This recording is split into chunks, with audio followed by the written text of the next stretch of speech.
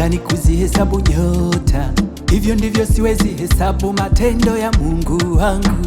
Kama ilivyo vigumu maji kuyabeba kwa kiganja, hivyo ndivyo siwezi hesabu na wema wa Mungu wangu. Yesu hakunipa thamani ya kawaida mimi, ndiyo maana amenipandisha, kanibariki na kunitunza. Kwa watu wa viwango na mimi nimo.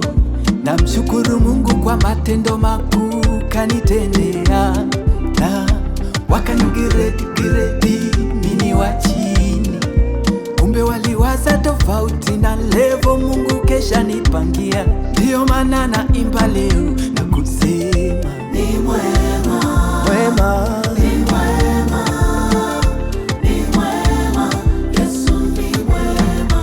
Ananipenda